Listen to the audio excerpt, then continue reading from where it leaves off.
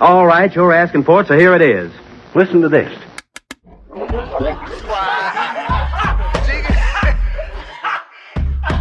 want you fucking laughing at. We partners pod, kid. You understand? We in here drinking, singing, all that shit, dog. We sweating, getting wet, all that. All right, welcome to the 165th episode of the Drinking Partners Podcast. That's becoming so cumbersome. Yes, this is our Elvin Lamont Bethea episode. Yeah, for those who aren't familiar with Elvin Lamont Bethea, that is a Hall of Fame defensive guard or defensive tackle for the Houston Oilers. And much like us, man, representing, a city not known for their contributions to their industry, but he's making things happen, man. He was a Hall of Fame, caliber player. And he's known as like an Iron Man. I think he played like 135 straight games. And if y'all understand, there's work in this podcast. We come in here.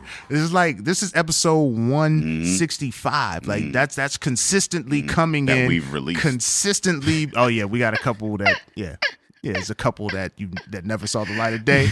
But that's consistency, work ethic, man. Like we are Elvin Lamont Bethea. That's dope. So I am happy to be hosting Tandem Ed Bailey. I'm joined as always with my co-host Dave Bracey. Say what up to the people. What's good with you people? We are the Drinking Partners, and if you're looking for us, you can find us on epicastnetwork.com/partnerspod. You can find us on iTunes, Stitcher, Libsyn, and Google Play under Drinking Partners. You can find us on IG, Twitter, and Facebook at PartnerSpod. 165 episodes, man. We've been asking y'all, and we will continue to ask you, man. Please hop on iTunes, rate and review. That's how we let others know that we're doing well. That's how we continue to do well. And that's how we know what we're doing well. So please hop on iTunes, rate and review. You love us. You see us in public and you tell us that you love us. Now, please, at the click of a button, please tell the internet, tell the world, just tell everybody. And as always, 165 episodes. Yeah, in lieu. Just going to keep saying it. In lieu of rates and reviews, we do accept shots of Hennessy. Yeah. All right. Shout out to Car Guy DJ and the Conways for starting the trend, being super supportive. And shout out to everybody who's keeping the trend going. And like I said, a review is cheaper than a shot. We take the shot, but a review is much easier. You ain't got to see us. You ain't got to put any money into it. It's like a 2-minute. Use your Wi-Fi, man. You got an unlimited plan. Everybody got unlimited data. Do it on your phone. Yeah, it's just a couple clicks. You good. And speaking of a couple clicks, we'll go with so if you leave a review, we'll read it on the podcast, much like this review titled Really Fine Art. Just a couple of clicks by Mr. H _Pittsburgh. Mr. H Pittsburgh. Well, H _ Pittsburgh. H _ So Pittsburgh. he's middle class because he wanted that separation. Yeah. His name means something to him. He typed Mr. out, like he typed the word Mr. out.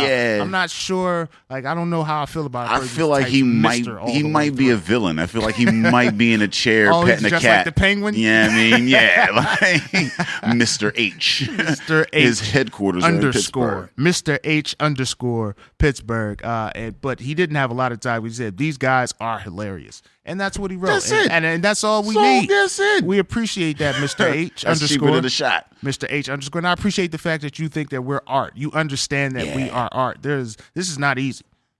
This is not easy, and we got to be Elvin Lamont Bethea because I'm just gonna keep saying that name. We got to show up to work. We got to show up and show out, and we got to kill it. And that's an assassin reference. It's a whole nother movie, a whole nother. But if you got 3 names, you're an assassin. Or if you got an underscore, if you got an underscore your name, you are paying assassins. You don't go out and assassinate anything. You just pay people to do it. Yeah, because you got that type of loot. But look. Mr. H _ if you want to meet us, or we would love to meet you. You can meet us at our show at Contra Theater, April 28th.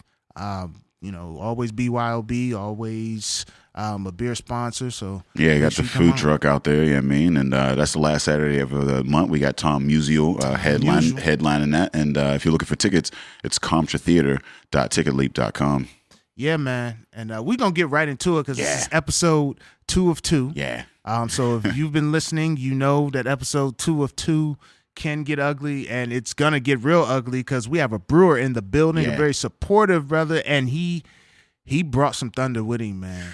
I'm excited. I'm excited about what's here, what's collaborations in the field. I'm just excited, man, to have Zachary Shumaker in the building. Say what up to the people. What's up with the people? How you guys doing today? This ain't his first go round. I need to say what up to the Conways. I want to know also how this Hennessy thing got started because, and I appreciate it, but Kathleen, every single time she comes out to the brewery, she brings me a plate of cookies. Oh, wow. And you guys are getting Are Hennessy. they not just the most supportive? Will you aim low? You got to aim high. Yeah. No. I'm not going to complain about the cookies, but I'm wondering, did you look at me, Kathleen, and say, that's a motherfucker who likes cookies? She listen, the Conways they're plugged in. First of all, they're everywhere. They're everywhere in the world. And Are they sugar cookies? She makes cookies that actually pair with whatever beers we're releasing. oh for my real? goodness. Very Now that's special. research. That's a thought. Those guys are incredible. Yeah. God damn. How do you make humans like that? I need to talk to God. Like, why did you make them so goddamn supportive? Like, Well, they figured out the code, man. They are everywhere. They're like low key celebrities in Pittsburgh. Man, they go everywhere. They like I follow their Instagram account to know what's popping in the city. Yeah, I mean, so they're making cookies for beer pairings. Like, they got somehow some back room information about what the tap's gonna look like tomorrow. Like, next week they gonna put this. I'll slide some cookies just to let them know I'm plugged in. yeah. But you're cool as shit too because you have ShuBrew and your name's in it. Like that's cool. That's like it. It a was the bucket most list item. unoriginal thing I could think of. No, it's dope though. Yeah, no, it's cool. It puts a lot of pressure on me. You know, my name's always going to be on the board, so I've got to make sure that I take care of every single detail of the business. And otherwise I feel like I'm letting down my family or whatever. But How has that changed as a brewery? I mean, like you go into it, the brewing or whatever, like you get into it, and then like the business and like how is that in your head? Like, what are some of the differences from just doing it as something that you loved as a craft to like now being on the back end on the business side and having to do that end? it's rough. It's a rough transition. I mean, I started it off. I got into brewing because I wanted to open a brewery. It wasn't because I, was a home brewer, fell in love with beer and anything. I was a beer fan who wanted to be a business owner. And then I brewed for like 7 years before we opened. So, I mean, I did that. But it was always, with the mindset of wanting to own a brewery. And that's always been great. And then all of a sudden we keep growing year after year after year. And we're going through this, last 3 to 6 months of like this rapid growth. And all of a sudden it's like all this business stuff is new to me, and it probably shouldn't be at this point, but it's just, I guess maybe my workload is bigger than ever because I'm trying to balance out like what I have to do in the brew house, what I have to do in the office. We've got 2 kids now, so I'm trying to like learn that job. So it's a growing learning thing every single day, but it's a lot of fun. Yeah, no, the multiple kid thing, that's a step. Like having one kid is one thing, then having another, you're like, oh, wait, there are 2 different random thought processes happening. And then I have this whole company that I have to run. Like I'm the face, my name's on it. You know what I mean? Like I commend you for that. Yeah. True. Stand up for the real fathers in the building. You got to say that with pride. Like, Yeah. I not only am a dedicated dad, but I run my business. Yeah. That's a juggling act. I mean, always. Yeah. So now when you approached home brewing, now knowing that your end game was I'm going to own a brewery, were you home brewing were you like experimenting with flavors and things like that, or were you trying to like nail recipes for traditional styles, like knowing that the end game was to own a brewery? Yeah, I mean, when I first started brewing, I probably made some, like when I first started home brewing, I bought like a kit off some guy down in Oakland on Craigslist. I did that whole thing. They sell them on Craigslist now? Yeah. No, I mean, it wasn't even like an ingredient kit. I bought like his old equipment, like pots and pans and shit. It was cheap. Looking back on it now, that's a back alley deal right there. I think this guy just like marketed it as like a home brewing kit, but it was just like some old shit he was trying to get rid of. And he's like, brewing's popular. Yeah, so I bought this stuff off of him, and I did what everyone shouldn't do when they're first getting into brewing, and I tried brewing something like really complicated or something like really exotic. I wanted to do like an oak aged IPA, which in hindsight is now knowing it's like You were just the gonna worst start possible. off, like, yeah, I mean, just Yeah, I'm swinging like, for the fences. You ain't even get your Hey, swing man, down. aim Mace's high. barrels. Yeah. Aim high. If you'd have taken that same approach with the Conways, you would be getting dinner, like full 4-course meals delivered when you release a beer. You just go That's right. Hail Mary on the first play of the game. And I mean, that's not that crazy, but I mean, it's a stupid idea. I don't know where I ever got the idea of doing a barrel aged, IPA. Did you have a barrel? No, it was No, like the barrel was that was the least of his concern. He's gonna pour whiskey in that bitch. Like, That's right. I had done that a few times too. So, I don't even know what the question was now. What we were doing? We were making beer the first time ever, and what were we talking about? I was asking about your approach. No, my question was centered around like because you said you came in knowing you wanted to own a brewery. So I'm like, are you when you become the home brewer because you thought you wanted to own a brewery before you were even brewing? At least that's what I gathered. So I'm like, now when you brewing at home, are you trying to nail styles? Are you like, I want a certain flavor? Like certain companies will have like they're known for something. So you're like, do I want to be exotic or like have a signature type of flavor type of thing? Or you like, I'm just I guess what I had wanted to do, and I think last time I was on, I talked about it briefly, but I was a cook. I worked for Stone Brewing Company in San Diego, and that's where I really got interested in craft beer. And so I guess what I wanted to do was what I had learned from them. And I was really into, I had just moved back from San Diego. So I was really into like West Coast IPAs and that sort of thing at the time. So I did work on a lot of different IPAs very early on.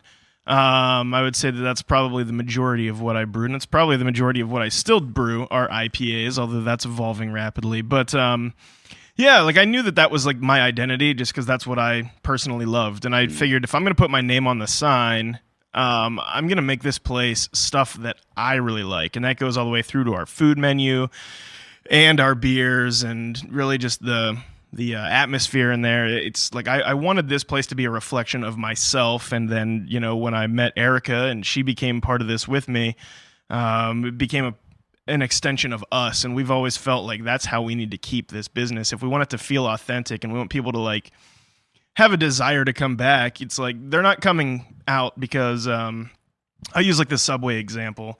I was just bitching about this last night. Erica was taking some like BuzzFeed quiz on Facebook, and one of the questions, don't do that. Yeah. Not to do that from our last episode. I learned it. And one of the questions was like, which fast food restaurant could you live without forever? And it was easy. I just said Subway. I hate Subway. I always feel like Fuck their bacon. Fuck Subway. I've always said fuck Subway. Fuck Subway. Bacon be trash. ashy as fuck. All the Bacon ingredients, be like ashy as yeah, fuck. Like, like that don't look like bacon. it looked like somebody already sucked it like dry and then put it back on the like. Yeah, and you got that white fat all congealed back on it now. Like and fucking Subway. So I always feel like anxious when I go into Subway and you look up at the board and you see the picture of the sandwich that you want. And I'm like, I want that sandwich. And they're like, all right, well, what bread do you want? What sauces do you want? What toppings do you want? It's like, well, motherfucker, just make it like it's on the board. Give me. Y'all what don't the have a fuck recipe I for see. this Like, sandwich? So it was like, what are you paying chefs for? Like, we had been kind of known at our restaurant for having things like this is the way things come. Mm-hmm. And that's us, We don't want you to come out to dinner, and we're not saying that you can't have good ideas, but you're coming to us. You're coming to us. We want you to enjoy what we enjoy. Mm-hmm. And we understand not everyone necessarily will, but we feel like that's the most authentic way to get across that we're passionate about this. Well, I mean, same thing with comedy. I mean, like, look, we're gonna read and react. We're gonna have a nice time here or whatever. But at the end of the day, I got the microphone. You know what I mean, so you're gonna come, you're gonna listen to what we put on. I mean, like, so it's not always a back and forth. It's not a democracy in all regards. I mean. So first of all, let's get into this beer that you brought. We do have beer here. He's a brewer. I don't know if you guys picked up on any of that this conversation. And he brought some delicious brews. And from my understanding, this shit is sold the fuck out. Yeah. So the first one I brought here is All Your Beer Are Belong to Us. This is our 6th beer in our Pixelated IPA series. what I told you guys before we recorded, because I know it's going to come up. Pixelated IPA is what we call New England IPA because fuck New England. Yeah. Fuck Tom Brady. Fuck the Patriots. Yeah, fuck it all. Fuck that. Fuck Kraft. I love Kraft macaroni and cheese. Fuck Kraft. That is the get fuck out of it. He just want to throw salt in some Steeler wounds. Like he ain't gonna say anything. Don't no nigga on the planet love Kraft macaroni and fucking That is cheese. very true. No, it's not a great mac and cheese. I'm glad your mom don't listen to this podcast on a regular basis. You tell her to skip this shit. I'm just saying, man. I felt compelled to like stand up for the Patriots because they're not here to defend themselves. They're not even a part of this. Fuck Kraft. But yeah, no, Pixelated. I like this. So, for everyone listening, I am filling this. This beer does have a head on it. I'm not filling it without a head. It is looking nice. It is looking like an actual beer. Yes. Yeah, that's some good white head right there. There you go. The cans. Can we talk about who designed? Because this is a dope. Well, let's not talk about who designed it. This is actually most of it, with the exception of the pattern behind the guy on there, is just a screenshot from this video game that we stole this whole concept from. Yeah. Oh, word. So everything, all of our pixelated beers have video game reference to them. Some of them are more obvious. Some of them you have to either know about or ask me, and I'm happy to tell people the story. So this one came from a game that it came out, I think, in 1989. It was a Sega Genesis game called Zero Wing. Looking 89 game. Yeah. Sega was known for having better graphics, right, than the Super Nintendo at the time. No, this was 16 still. It was still 16. Yeah, because they had the 32 was the CD, wasn't it? Yeah. Yeah, Sega Saturn, I believe. Sega Saturn had the 32. Or was that 64? Nah, Nintendo. 64 was 64. It was 64, but the 32, there was a Was it a Dreamcast? What was Dreamcast was 32 and Sega Saturn. No, but Dreamcast was 2K. That was whole. Right. Yeah, no, that was up there with PlayStation. That's when you would turn and the face would change. You'd be like, that doesn't make sense. Why does it do that? Sega had a few 32s because I know Saturn was 32. I'm almost positive of that. They had like an extension thing that you could put on top of it that would up to 32. Then they had the 32X. The 32X. That's what I'm thinking. What was that? I don't know. Make it to my neighborhood. I don't think it was very popular. They were falling apart at that time. Sega was putting out like a new console every 6 months at that point. Yeah, they were kind of like falling off. But this was a Sega game. So this was on Genesis. It was called Zero Wing, and back when, like, you guys remember E-Bombs World? Yeah, it was like the first, video. YouTube, right? Back when E-Bombs World was the shit, they created a video. There was a music video that was like one of the first videos I remember going viral. That and like that Star Wars kid. It was the fat kid who was swinging around the broomstick on the green screen, and they fell in. Yeah. It actually looked a lot like the room right over there. We should recreate that later. We get Buzzy. Just get Buzzy flailing around in that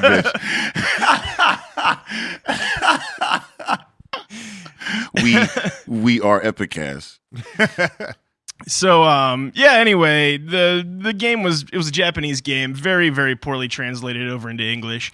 And the bad guy comes on at the very beginning of the game, and the whole thing is very poorly translated, but the line that stuck was he comes on into the enemy ship, or I guess the ship that you're responsible for, and says, all your base belong to us. And so that just became this huge thing, and I think this particular title and can really like resonated with people who like remembered when this whole thing went viral, because the turnout that we had for this release, which was just a couple days ago on Friday night, it was insane. We had a line very, very deep. I don't even know how many people, because we had the doors locked and I didn't want to count before we opened up, that sort of thing. But we sold it out in an hour and 40 minutes, and we did more of this beer than any other cans we've ever done. So it was a very successful night. Yeesh. It was delicious. No, yeah. What is this brewed with? Yeah, so the hop... I probably shouldn't just start talking once I take a sip. I get too excited. No, so we the hop profile on this is mosaics, and then The dry hop is comprised of Motueka and Waimea, which are both New Zealand varieties of hops. So you're going to get a lot of citrus and pine off that Waimea. The Waimea is probably more piney than most New Zealand hops.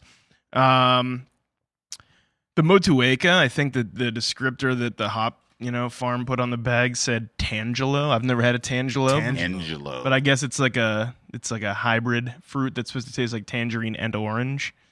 Tangelo.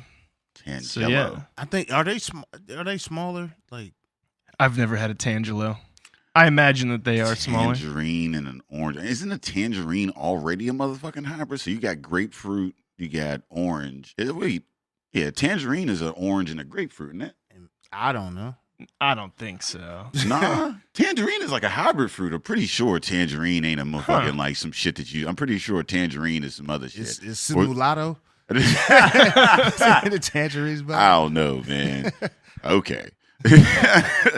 Tangelo. Yeah, I mean, I don't know. That sounds like a basketball player. I mean, either way, it's really fruity. He's fruity. Nice. Brand. Tangelo ball. You playing in Lithuania somewhere? Like playing European ball? Like, oh man, no, this is fucking delicious.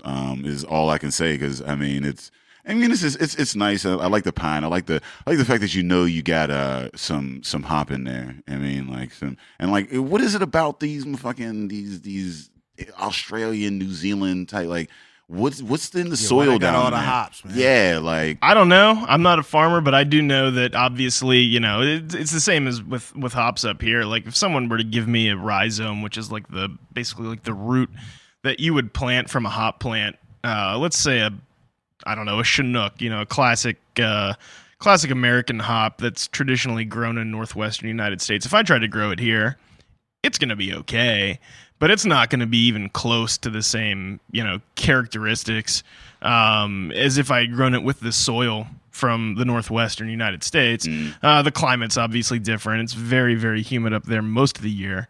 But really, the soil, it's just all the different minerals and shit that's in there that, I don't know the specifics, but wild shit. That's what the wild shit that happened down in New Zealand and Australia shit. On the animals that shit in the grass. Like they get a larger variety of animals that fertilize the soil.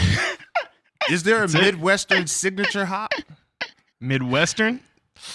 I don't know. Not that I'm familiar with. We got the Regia hops. Midwest, we producing the Regia hops.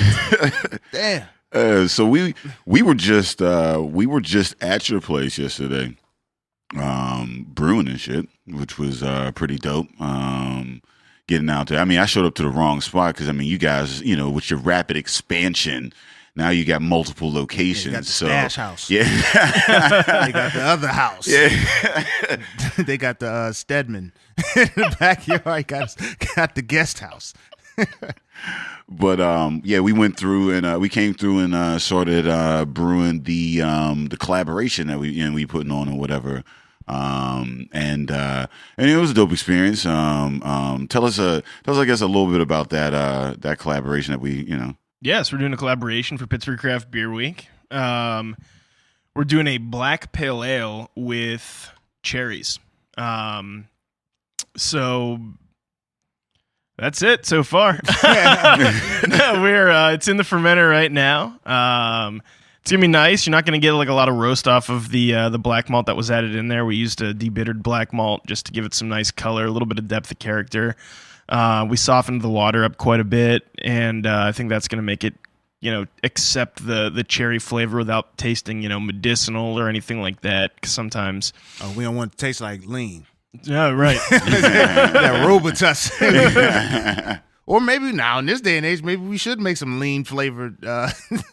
We talked about that often. Some scissor. And it's crazy like these collaborations, the way they come about, because we're talking about like the flavor profiles and like it had. Went from like a hazy IPA or whatever to like with the to like more of a black IPA with cherries or whatever, and like the kind of flavors that make something that you would be happy with, and that like fits those elements. You know what I mean? And it's crazy because we get to talking about it, and like we got to like when we finalize on the ale, calling it bread. Bread. With the, the breads, Black and red. With the J's and whatnot, and it just kind of comes together the way that it's crazy how that came together. Yeah, it was really dope how because we had been floating some names back and forth, Day and I, and then we found out that didn't go with what the beer was, and then all of a sudden, just organically, it became bread. And Day doesn't wear Jordan, so that makes it even more special to me. And then we heard about this dope Jordan story that you had, so it kept building on itself. So that's right. You got to bartend, or you got to serve Michael Jordan a shitty beer. Yeah, so I guess I'll tell the whole story. So when I was 18 years old, I went to bartending school one summer, and I they give you the whole little certificate, certified mixologist, and then as part of this school, they guarantee you some job placement. And being 18 years old and lazy at the time, I'm like, cool, I did my school, and now I'm going to wait for a phone call till I get my job. And then 2 months go by, and I don't hear anything. So I pick up the phone, and I call, and I'm like, so you get me a job yet? And they're like, y'all remember me? It doesn't exactly. do you think about me? It doesn't exactly work that way. But yeah, we've got a temp job for you. They gave me an address, and then they said, you've got to rent a tux. It's a higher paying one night job. But you got to wear a tux, and are you about to infiltrate some shit? Right, am I gonna have to drop down from a ceiling? I had park cars for the owner of Whack Arnold's.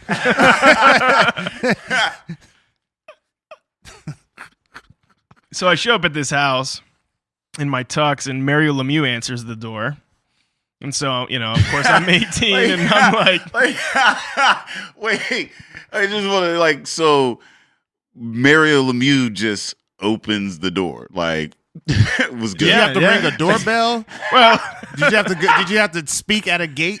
No, there was no gate, but he just opens the door when I did ring the doorbell. And comes in, has his wife give me a tour. Apparently, as the story unfolded, it was I was going to be bartending for the Celebrity Golf Invitational that had gone on earlier that day that I don't know if he still does, but at the time at least, hosted every year. And so I'm, standing at this little bar that he has out on his pool grotto, and I'm serving, we've got Bill Murray, Ray Romano, Carlton, couldn't remember his name yesterday. Alfonso, I can't. Alfonso, his name's Alfonso. It's Carlton. That's It's not unusual. It's what he's known for. And then all of a sudden, Michael Jordan walks up out of nowhere, and I just remember looking up at me like, "That's a big motherfucker." He's big, and he was cool. He was smooth talking the whole time with the people he was with, but he was like. I guess the preface to this is Michelob Ultra had just come out. Yeah, this is the early aughts. Yeah. You know what I mean? So Michelob Ultra was just on the market, and he walks up and he goes, "Let me get one of them Ultra beers." And I'm thinking MJ ordering an Ultra, Did he have them big ass jeans? He had big ass jeans on, and was he in a suit? He was, or the dad jeans. He the be big having the jeans that cover the whole shoe. You don't even see the shoelaces. All you see is the tip, the point of the shoe. Yeah, the South Pole to the uncle jeans. You know what I mean? I'm about to Google Michael Jordan jeans. Yeah. So he orders a Michelob. So he goes, "Let me get one of them Ultra beers." So I give him a Michelob Ultra, and he cracks it and takes a sip and goes, "Ugh, that tastes like shit. Give me a Crown." Okay, Mike. Shout out to Mike for keeping it real. He had to bring it back. I'm done with this. Let me go get some Crown. I'm still playing Chicago. I'm from Chicago or wherever you from. I gotta hold on. I got the Jordan jeans. This is real. I think everybody at some point had the cookout jeans. You know what I mean? Look at them jeans, man. Oh wow. That's disgusting, man. You're half a billionaire, dog. The jeans he had on. Fam. Wow. The jeans he had on didn't have those tears. He dressed like he was making like $12 an hour. Like, you know what I mean? Like, that was... Like, Yo, he y'all gotta dressed understand like what he just wore happened. that to an interview. History just happened. Dave was just exposed to the fact that Michael Jordan should be arrested for his choice of jeans. This is goddamn Like, ridiculous. wow. So at that point that Michael Jordan ordered a Michelob Ultra, is that when you decided, you know what, I'm going to open ShuBrew? That's it. I'm like, That would be an awesome. Michael action. Jordan needs to be exposed to better beer than this. He needs to be, and I'm going to start a clothing store because Michael Jordan needs better jeans. Yeah, no, it was interesting. It was funny. It was, I just remember, like, you know, I didn't have a cell phone at the time, or if I did, it didn't have texting. And I just wanted to, like, be texting all my friends, like, I just served Michael Jordan a Michelob Ultra, and he spit it out. And I had to, like, run home and, like, go tell everyone. Because no one was going to believe me, but that was a fun night. We ain't have cell phones and shit. Like, I mean, we ain't have, like, smartphones. With No, games yeah. and, I remember you know, I had a little red Nokia that had Snake on it. I think I still had like I think right back then I had like the first flip phone with like a camera and like it had a color screen. You had a know what I mean? camera Like, and color? Yeah, and it had like you could watch videos, but they were like Oh shit. but they were like basically like like pictures, like slow, just like it would be like a music video, but it was like just a bunch of fast pictures moving. You know what I mean? Like, Was it just like a video at like 4 frames per second? it was like that. Like, it was like you hear the music, but like it was just like a still frame. Like 1 minute she'd be like crouched down, the next minute she would have her leg up, and the next minute like she'd be like picked up, or you know what I mean? Like, it was. Well, what was going on in this video? It was a music video. She was twerking with a guy. Like, I thought this was something you recorded. Okay. Like, I mean, she's in a like Lambo, and then the next frame she's in a building, and like you're like, what the fuck is going on? Yeah, like, my first venture into cool phones was the Nextel when they put out the NASCAR series. I had the Chirp. yeah. Yeah. Before that, I had the Nokia, and the Nokia had the green screen with the black letters, and it had the Snake game, which is still a fun game to me. Yeah, I got involved with that for a little while. That shit is. Yeah, but it lets you make your own ringtones, which is very difficult to do with the selection of sounds that they offered. But you made a ringtone. Yeah. It's dope, but I didn't get to like the popping phones till Nextel. Like that's. I mean, them fucking Nextel dips. I always was like, I don't want a motherfucker to know you could just hit this button and I hear it. Like, yeah, it was too close of a connection for me. Like that chirp, because my sister and a couple of my friends had that shit, and they just be chilling, and they'd be like, "Brr," and like I'm like. Oh, so like they just know they could just hit you, and Well, they weren't supposed. like you ain't they were got no supposed excuses. to alarm you or send you like a signal, like "Yo, I'm about to chirp you." Yeah, that's what you were supposed to do. But I ain't I was in college, and you just be sitting in a room full of 400 people, and you just go, "Yo, what's up, fam?" You're like, "No, don't do that. Don't do that. I got class." Yeah, like that was too close. You ever had a chirpy, Jack?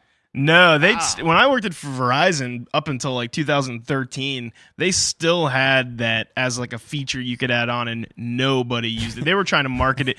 They tried marketing it to so many different segments, like, and it never kicked on with anyone. They were like, "Well, construction workers will like it." And it's like construction workers. Construction workers don't have their phone out there. Construction was the last one they want their wife hitting them up. Yeah. I mean, out there. The fuck you? Because that's exactly who's hitting you up. That's where I would Bring always home some see milk. it. Like, I don't want to stop at the store to get no fucking milk.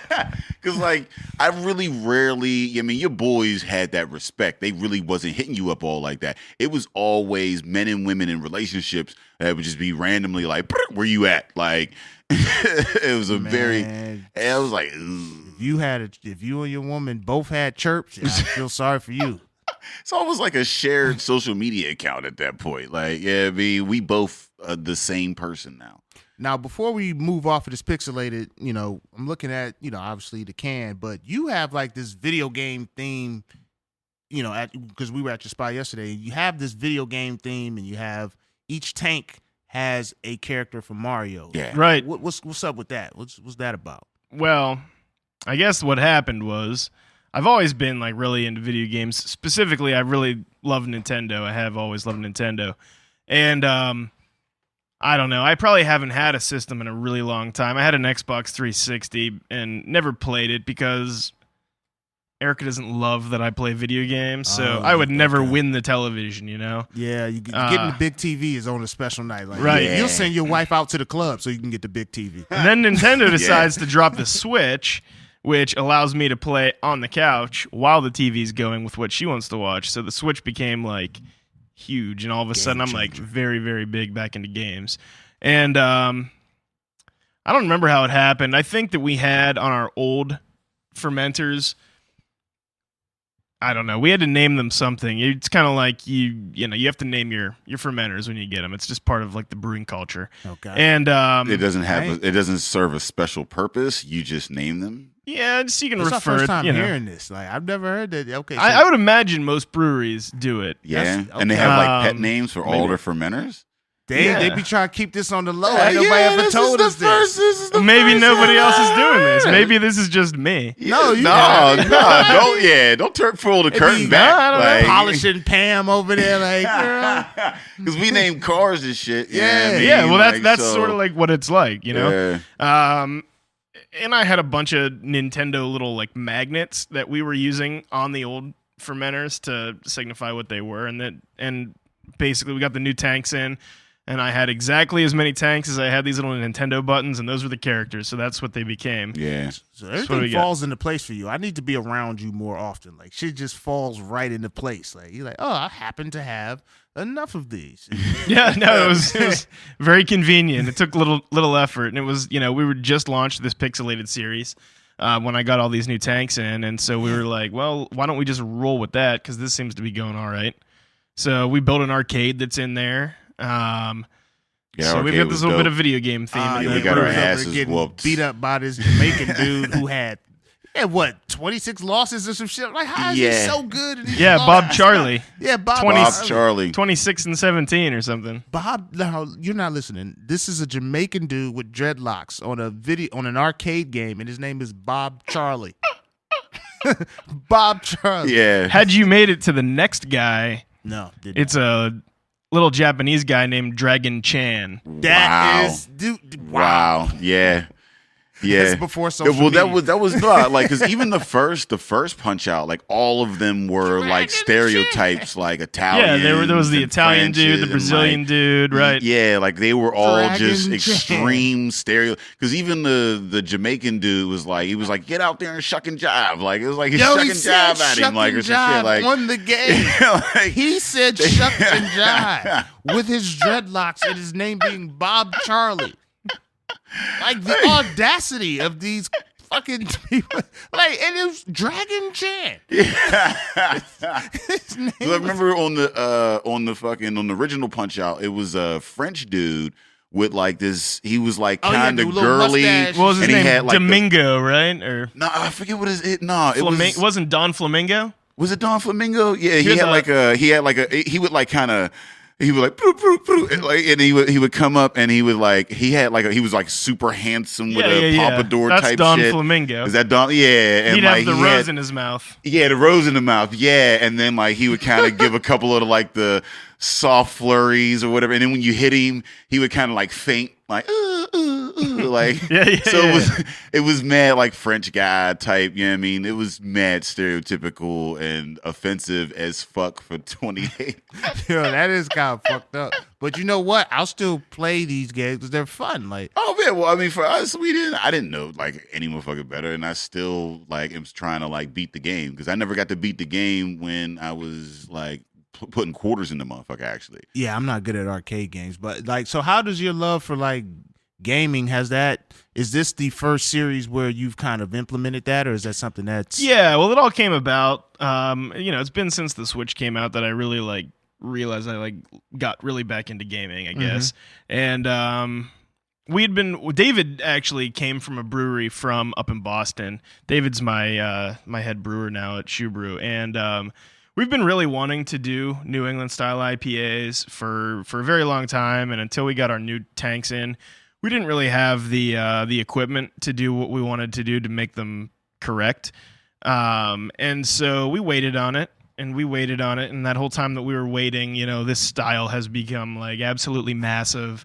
And we just decided to keep it in the back pocket until we were like set up to properly do them. We didn't want to rush it and put out like subpar versions of it because I've had quite a few bad versions of this style of beer, unfortunately, and yeah, we just wanted to wait on it, and so we got these new tanks and we rolled one out and we're like, all right, well, what are we gonna call it? And he's like, we'll call it a New England IPA, and I'm like, fuck no. Yeah, fuck yeah. I'm not doing so that. Pittsburgh of you. So, The only Christopher we acknowledge is Wallace. Like, y'all really not acknowledging that portion of the country. Like, no, they don't exist. and I think it came to me. I was trying to think of like, what are we gonna call it? I need to come up with something else that signifies that people will get, what it is without me calling it a New England IPA. I don't want to call it hazy or juicy. Like, I don't like to hear that nomenclature. I mean, it's fine, but it's all right.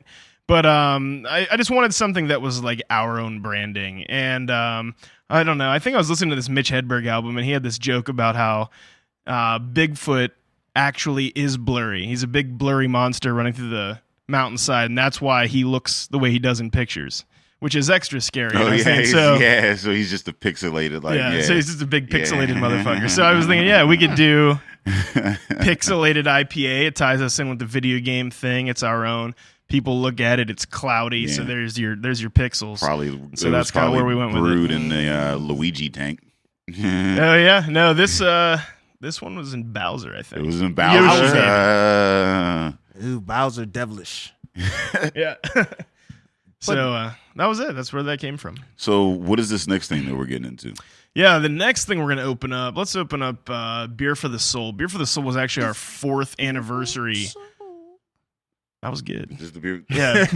It's our 4th anniversary ale. It's a Flanders Red Ale. We actually aged this in red wine barrels, Cabernet Sauvignon barrels, for about a little over a year. That's the male introduction to wine. Yeah. I want to still be a man, but I got to have wine. That was manly wine. That was the half-off wine night. Yeah. That's it. Oh, that's something, it can range in price now. You can get a good $7 out of the cabinet. True.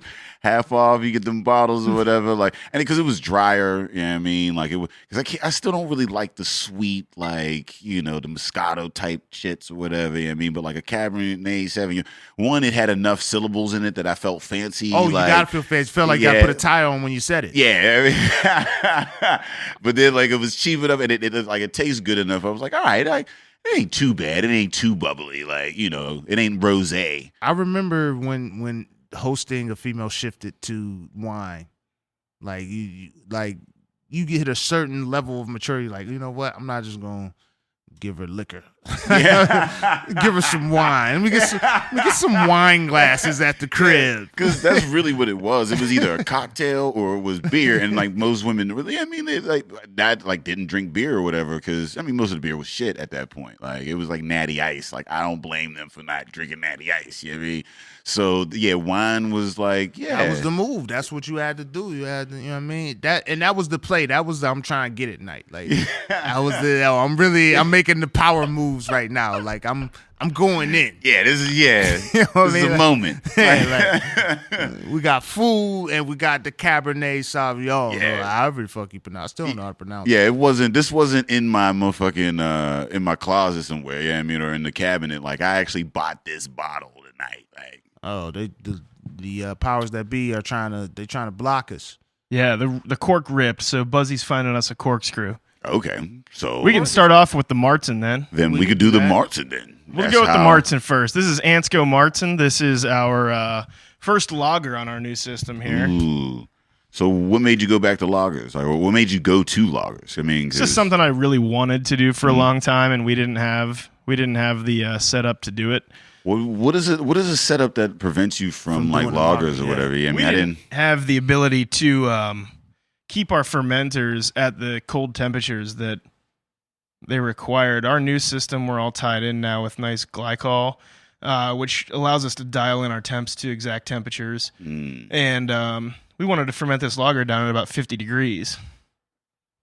And so there's the corkscrew. And where do you? I mean, how do you determine?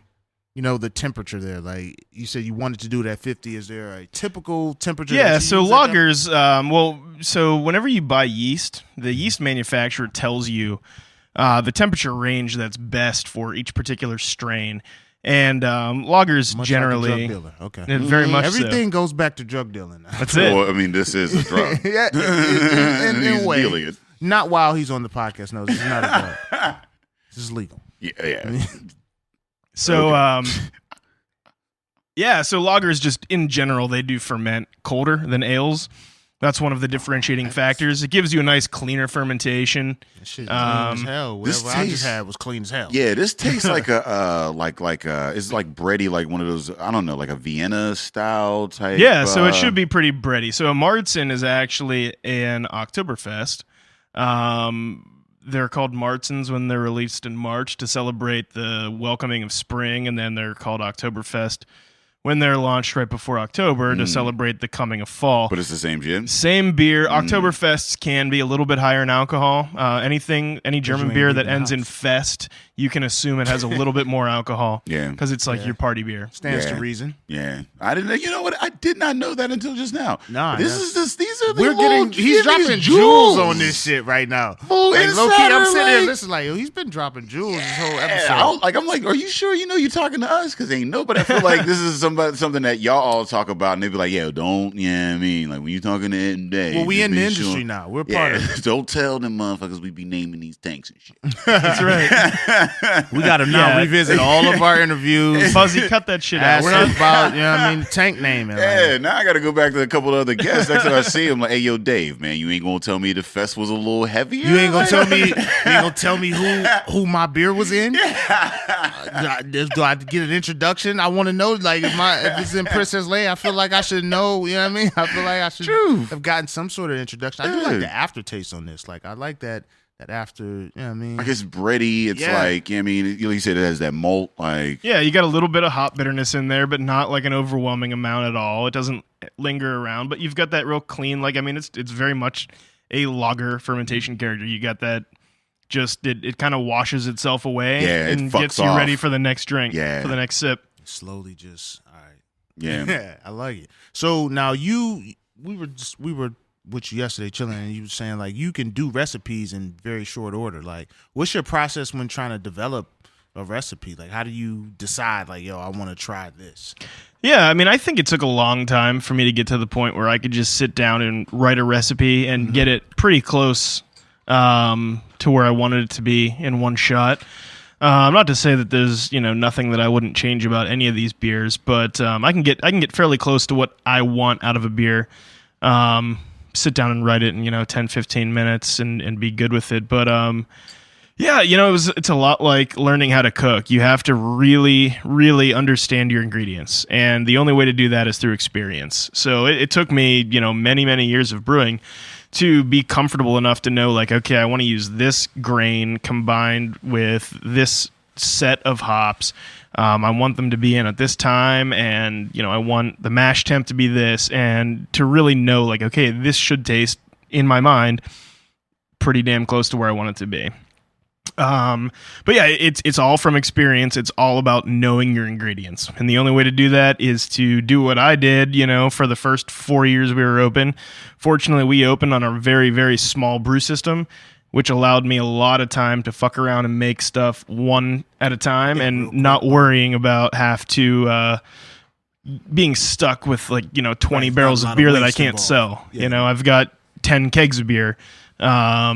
On a batch. It's not hard to get rid of it all. Where now, as we've continued to expand, I really have to be much better at that. And I don't want to get stuck with a beer that, didn't come out how I anticipated. So it was a good learning time frame for me to be able to start so small like I did. So, like, now that you're expanding, is there more pressure to try to keep up with trends, or is it more pressure to try to stay traditional with your Yeah, let's because talk now about you're the reaching out trends. to you're reaching out to a larger, mass of people. So it's like, how do you determine, all right, I need to have these things on tap. I want to have this amount to play with to see what these styles and things are like. Yeah, I mean, that's really tough, and that's something that we're still learning. Erica, since having our second child, has sort of been slowly stepping out of running the restaurant and transitioning into a sales position. And so she feels it the most. That's a money move. Money long, man. So, she's fucking killing it. Like, she's picking up 5 accounts a week, if not more, sometimes. We're all of a sudden pretty much in almost every neighborhood around Pittsburgh, I would say. But that is such a crazy way, like how that transitions when you have. I mean, like I just look at even in our relationship or whatever, like we go out and we like make the thing or whatever. But like my fiance is like picking up the marketing side of things online and like merchandise, and like it becomes a team thing, and like she's on that, like, how do we sell this? How do we make it bigger type? I mean, and like, you need that partnership. In Absolutely. Absolutely. It works really great, but it also is like tricky for her because, if I'll brew a brown ale, which happens to sell very, very well for us, it's our number 2 seller at our own pub in Zelienople. Well, every batch I do now, because our system's bigger now, I'm making 30 kegs on, right? So we can only go through so much at our own place. A lot of accounts aren't wanting to pick up a brown ale because they're all wanting New England IPAs or our West Coast IPAs, that sort of thing. So it's like I'm still making those beers, but much, much less than I was before, because while they do really well for us and our local clientele, they're not necessarily the best beers for us to be out distributing, just because everyone's trying to fill their taps with New England IPAs right now. Now, at the same time, New England IPAs create a bottleneck because they're in the tank a little bit longer. They require some conditioning time. Otherwise, you get this really astringent, lingering, burning type hop character out of them. So we can't just be brewing those. Besides, that's not exactly like what we want to be either. We want to be brewing a variety of beers and not just one style of beer. We're happy to brew a bunch of different stuff because it's all stuff that we want to drink. Yeah, but I mean, there's obviously that tug of war between what we want to drink and what we can sell. You know what I mean? Like what we can sell the business. At it's the level that we need to sell it. Like, I feel like it's a tricky balancing act. Yeah. It is. Fortunately for us, with the New Englands that we're making, we're not sitting on them for more than a day, typically. Oh, you gotta say that with swag, like we ain't hurting. We ain't hurting. But at the same time, if we made more of them, though, we'd be able to get them on at more taps, and then more taps turn into. I mean, it's this crazy circling act because there's 2 accounts that we do send a keg of every one of our pixelated beers to, because they've been really, really solid accounts that have ordered very frequently from us. And that's cool, and I'm happy to provide those guys with that beer, but then what we have to think about and what becomes sort of nerve-wracking is that people might have our beer at one of these places, like it a lot, and then take the drive from the city up into Zelienople, and then because we sold it all out ourselves, we don't have it, and then now they're disappointed. So we have to constantly keep them going, and so we are working at bringing our very first pixelated IPA back, Jumpman, as a constant beer. Jumpman, them boys on this song. Which, Jumpman tying it all back in together. Jumpman kind of made the bread. You know what I mean? Yeah, the brands. You know what I mean? Just fall right in for brands you, man. out there. You charmed ass motherfucker. Like it. I respect what's going on with you, but and then it's crazy just hearing about it. So moving into this space where now you're getting more and more accounts, you still got to keep that. That brew pub. That experience. Absolutely, yeah. Keep that organic. And one great thing about y'all is the food. I was hoping you was going to bring the nachos. I don't know why. I'm just hoping you was going to have nachos with you. I have them in my car. I was just hoping you had the nachos with soggy you. Ass. We love the nachos. But them nachos was fucking. They felt like they tasted like they never got soggy. Pause. I don't know. Soggy just seems like a word I have to pause. But those fucking nachos, but I'm gonna say driving all the you gonna make some nachos and then bring them all the way to. I would still eat them. I mean, I would have eaten them too. Don't get me wrong. I would have had them fucking fork and knife out. I don't know if I'm really telling you that I was hoping that you brought nachos, or if I'm trying to set it up for you to have nachos next time we see each other. I guarantee you, if you say it right now, you'll get the Conways to bring you nachos every time they see you. Oh shit! They are a blessing, though, right? Yes. Like, goddamn. In lieu of rates and reviews, we will accept pulled pork nachos. Pulled pork nachos and Henny. Wow. Fam. Wow. Wifey would be mad if I had pulled pork nachos and Henny outside of the house from some random woman. She'd be like, hold on. Who's trying to please your tummy? That's why you got to get it from Cal. No, this was from Cal, though. Yeah, it's all good. All good. So we still don't got we don't got the corkscrew? Yo, he brought it out. He brought it out. Are we ready? Yeah. There's still some of this, but we can come back. Oh yeah, we'll be here. So yeah. Yeah, I mean, at this point, this is episode 2 of 2. It's been a good day. I ain't We'll shit be- as a daddy tonight. Be around. I'm a terrible father tonight. Oh, big fella go. Shout out to the Ubers and the Lyfts out there in the Yeah. world. You know what I mean, and your designated drivers. We appreciate you. Without you guys, man. Oh, yeah. Hit us Life up, partner doesn't with us, happen. man, because we got people who want to do yeah. shit and Oh, they need yeah. ways to get home. They need ways to get home because they've done the shit they wanted to do. And like, there needs to be an on-demand, I'm drunk, but I got kids, like, babysitting service. Ooh, Like, on demand. Yeah. That's another money move we giving Yeah, up. you know what I'm saying, man. Like we all these little nuggets, because That would be love. Like, if I could just text somebody, like, yo, come through, man. I'm not a good last dad minute, tonight. Like, I yeah, ain't just gonna last be minute. shit. And like, to be honest, like, because like you can even like have them there, like, look, like I'm gonna be here, Right, yeah, I'm here. I'm gonna like, be here, but I'm not gonna do shit to like, to secure the safety of these children. Yeah. That's not what I'm about to do. What I'm about to do, take a good 4-hour nap. what You know I'm what about I to mean? do is lay the fuck down. Yeah, So I got the lunch ingredients, yeah. but you gotta put it together. I got the P, the B. I got a knife. All right, so what we got here? Yeah, so What this is is we- beer for the soul. That This was is the very beer for the corporate soul. of you too. He did not chime in on the poor fatherhood thing. He separated ShuBrew from that altogether. Listen, He said, "Listen, I I'm know not- who's listening. That was time to check my text messages. Smart man. Yeah, so this is Beer for the Soul. This was our 4th anniversary. We released this back in September. That We had, smells it's got that sour funk to it. yeah, so this is a Flanders Red Ale.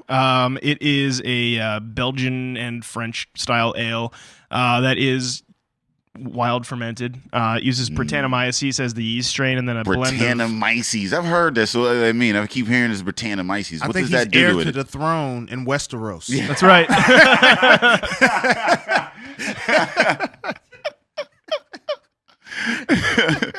The king of barley. Yeah, so it's a wild yeast strain that... Is that what gives it the? Well, that's what gives you a lot of that like funky character. And then so your typical beer ale yeast is called Saccharomyces cerevisiae, and that is going to be a very clean yeast typically. I mean, it's not all clean. You get some in Belgian beers if you use that same strain. The Belgian yeast will give it, some of like the fruity characteristics or like spicier characteristics, but the wild yeast strain kind of gives it. A lot of people often will use the terminology. They'll say horse blanket. Horse Yeah, blanket. you gotta go Yeah, I don't deeper know. into what that means. Wow. Well, I can when you say it like Barnyardy, that, like it smells kind of yeah, like a barnyard. Yeah. And Like so that's sort of how people often explain, what the aroma and taste of Brettanomyces yeast is. And then we've also blended in 4 different bacteria strains into this to help drop the pH out and make it a little bit more of a sour beer. What's the ABV on this? This is 9.2. Oh, shit. It smelled like, you know what, it was coming with something. Yeah. Like, I don't know, sometimes I don't know, maybe I've been drinking a lot of beer in these past 3 years, but Yeah, sometimes I'll be like, oh, this is strong. Yeah, yeah. Well, I think what you smell on it, because I don't think like when you taste it, it doesn't have that heat from No. alcohol. But I think what you're smelling though is that Cabernet Sauvignon, because it's sat in red wine barrels for a year and a half or so.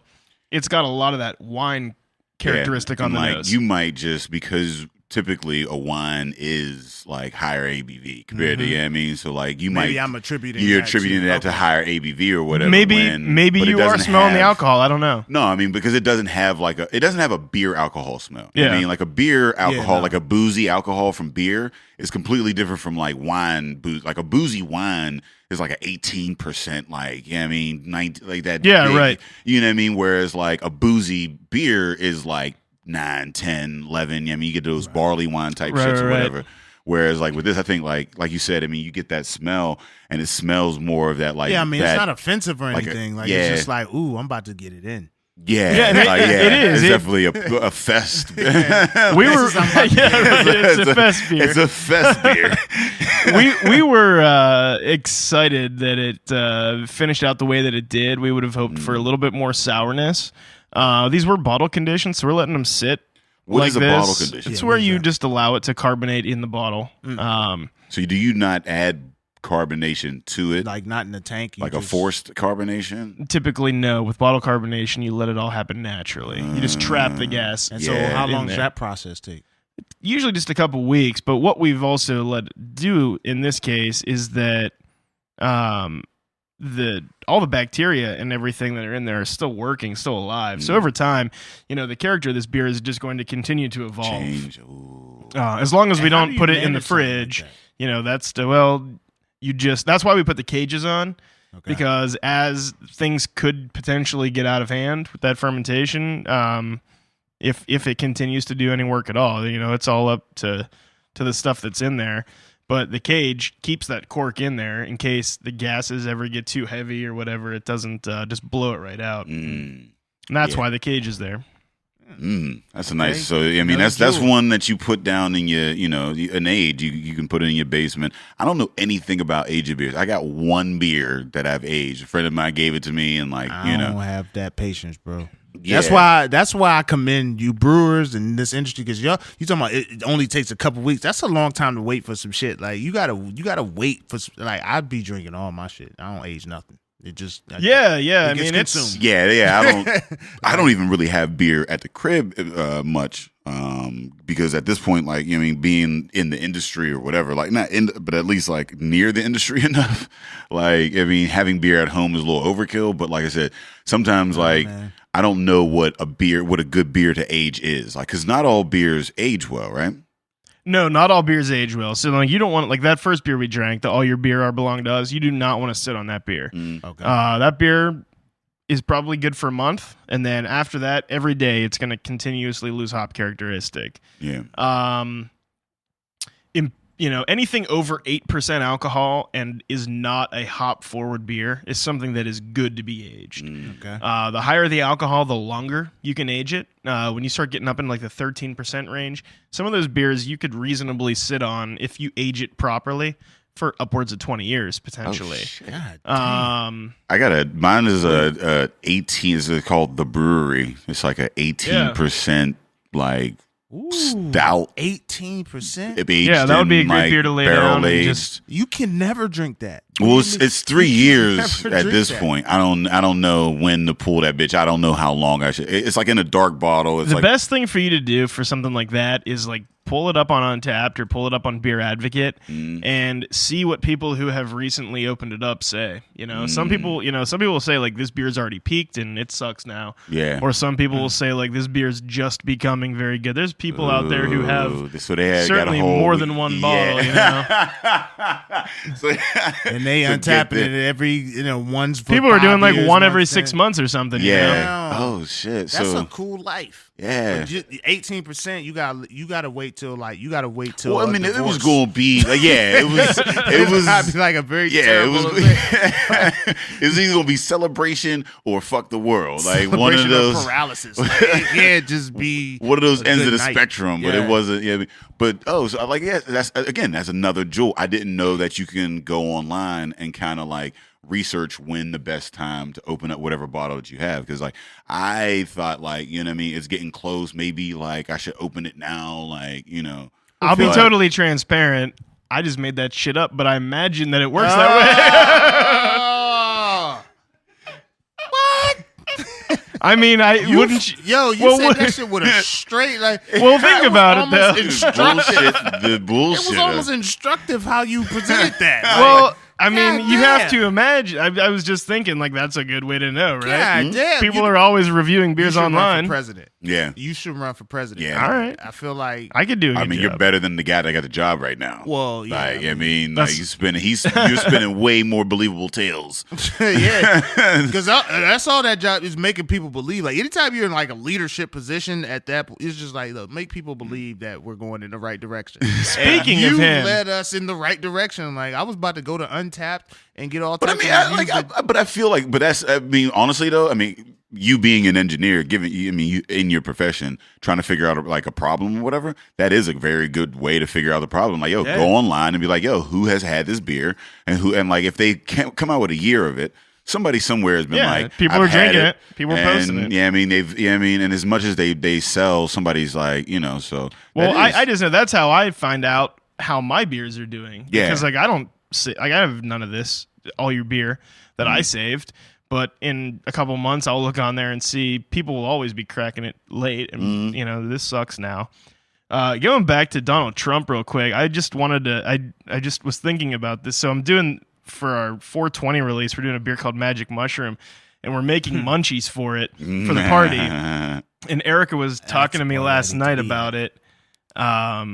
Did you hear this story about Donald Trump with that Stormy Daniels? What was she, a stripper? I guess that he was sleeping. Did you hear about porn star? Yeah, porn star. Did you hear about the pizza that he ordered? Oh yeah, Wait, I yeah. It was didn't hear like the that. mushrooms or some shit. No, and no. So it's all in this transcript. I just learned about this last night. I know we're not on topic, but he was so he calls, he's just about to bang this chick out, and he calls and he's ordering this pizza, and he says, I'll get a pizza and I want tiny pizzas on top of it. Oh, yeah. So he ordered a pizza with tiny pizzas. And so Erica was saying, she's like, that's what we should make as the munchies for the And then he sort of get like dirty, and she's like, "Yeah, I'm gonna do you like he's like, you're gonna be so happy that like happier than like if you got pizzas with tiny pizzas on them." And Yeah. shit, like he was talking and dirty he was to like, her. yeah, about the pizzas. About the pizzas with tiny pizzas and shit. Like it was some shit like, yeah, like I'm gonna like, yeah, I mean, I'm gonna make you happy, so happy that you think you got pizzas on tiny pizzas type shit. Like it was some wild, like the way it is. I was like, yo, this is weird. It was so weird. Okay, he was like singing it. He was Yeah. singing it to her. Yeah, he was singing like it was so weird that like I knew she couldn't make this Yeah, shit up. right. I had It was never. so fucked up. Not only was there pizzas on tiny pizzas, but then he made a song about doing her about pizzas on tiny. I was like, what the fuck? This nigga is negotiating with North Korea, cuz. Okay, so for the listeners, this is my first time hearing about the tiny pizza thing. So this is all organic. What I'm about to say. One, that conversation about tiny pizzas that gave us an insight into who Trump's friends really are. Like that came from him and his boys was talking shit. He was like, "Yo, you know what I should get? Like, I should get like pizza with little ass pizza on top of the pizza, cause I'm worth a lot of money, and they'll make it." They don't have like a pan for small pizzas. They got to do that shit freehand. No, I mean, have pizzas. I should have pizzas with pepperonis, like pizzas on it, the size of pepperonis, and I should just and then I'm gonna take it to the next level. I'm gonna be fucking the chicken. That's how like when you tiny get pizza. Yeah, like when you get that rich, I feel like I mean like you start making up shit. Like I mean, Yeah. because you see yachts that come outside of yachts. Like I mean, you see boats that go into boats type shit. I mean, like that you get so fucking rich that like you just make up shit. To that be fair, nobody needs any of this pizza on top of pizza. You're only doing it because you can. that's Like, the only Yeah. thing That's that would it. turn me around on Subway. If I could go in there and be like, let me get that chicken teriyaki with little mini chicken teriyaki subs on You it. can't do it with subs. You can only do it. You can do it with You pizza. see the little tiny videos Yeah, you where can they do got a a whole little ass slider. little mini kitchen, and they got the mini kitchen with the they Yeah. make it. They Nah, make whole man. That ass. only- They be having like omelets and steaks and like little. It motherfucker- almost hey, makes sense with pizzas, with tiny pizzas. Cause yo, you can get a whole ass. I want a motherfucking filet mignon with a little motherfucking filet mignon baked potato on top of the filet mignon baked potato. Like you can do whatever the fuck you want when you got billions. Like You or can. in Trump's situation when you got other people's billions. You know what's crazy? I'm really starting to think like, is Trump the worst president, or like, is he going to be regarded as like the coolest president. He just Okay, be let's out be here very just, clear. I think this proves He's just fucking a lot of smartest women. president by far. Yeah, like he's Yeah, well, no, but look like how he smartest appeals to by like far. the Neanderthal. Pizza on like, pizza. I mean, it's that's just- brilliant. And he's just like all of a sudden now he's like a social media. He's a social media champion. He's just all these sex scandals, these fucking porn. Oh, yeah. I shows, look at shit, it. I look people at. I think look he's at it. Cool as hell. I look at it in two ways. I do believe that he is the smartest president we've ever had, in the sense that he had to probably do less than the average president had to do in order to get to where he's at. I Now, don't granted, even know if he's this at. nigga went to college. Yeah, but I mean, he's done it. Like, I mean, he's had this lifestyle or whatever. Like, I mean, but like, to get that position, like, there's never been any motherfucker in the history of ever that's had this fucking position That had never to do worked in that government. never worked in government. Like, Never. he did that, right? So there is that, like, in that sense. But at the same time, I also feel like, you know, they've dumbed down our society enough. You know what I mean? Because you saw it with Reagan. Reagan was that, like, you know, celebrity, like, motherfucker. I mean, he at least had some government experience before he got into it, but he was largely like, they were like, oh, what? This is some, you know what I mean, super right wing in that sense, like, you know what I mean, with the economics and whatnot, and just being a pretty face and, like, you know what I mean, coming in and, like, Reagan doing it. wasn't pretty. Reagan was a movie star. What are you talking about? Reagan was a cowboy. Ladies loved Reagan. He was a smooth talker. He Ronald came. Reagan They wasn't did not pretty. believe he was going to do that shit. He came and he did it, and then he was a fucking. He was more or less a puppet. He wrecked shit. And then you have the second coming, where ever since then they've been dumbing down our society. And who's the next motherfucker that comes up? This fucking reality star. It's a reality TV show guy, like, who has been known in every circle to be a crook and be a fucking, like, you know what I mean, a schmoozer or whatever the fuck, and he wins this. Now, it's partially, yeah, I mean, he had to have some sort of business acumen to, like, snake his way into this motherfucking place. I won't give But him that credit. at the same time, he also was in a position to do that because our society has been dumbed down. Yeah, I don't know. I mean, the only reason I said he was intelligent was pizza on pizza. I think that is just world changing. Intelligence. That's all we need. Look, man, if you gonna be like a tyrant on that level or anything like that, you gotta be intelligent. No, intelligence doesn't necessarily. He's got more in the tank than people realize, I He's assume. definitely intelligent. Like, I would never take that away from him. Like, me saying someone's intelligent is not a compliment of them as a person. It's an acknowledgement at that point. Like, look, man, that pizza on pizza, I just know that stemmed from he was getting high. I know Donald Trump smokes weed now. Him and his friends, they were getting high. Yeah, and that's he said, pretty you know evident. what would be cool if instead of pepperonis, these were pizzas on top of the pizza. So, like, if it fell off, then you can get, like, another pizza. Yeah. Like, this, I'm imagining this high conversation happening. I honestly, like, when I hear pizza on pizza, I'm like, that's not a bad idea. Like, if somebody opened up a pizza box and there was more pizzas on top of it, I wouldn't be like, oh, fuck that. I'd be like, yo, that's cool as shit. If he campaigned with pizza on pizza, he'd have got at least 13% of the vote if that was his plan. I know. You didn't even do just pizza rolls. Just a pizza with pizza rolls. Think about what a pizza roll is. It's a tater tot that tastes like pizza. Calzones with calzones in it. Oh my God. Look, that shit in music, we heard racks on racks on racks. It's not about having zones and zones and zones. Racks on racks on racks. That was a big song like 4 or 5 years.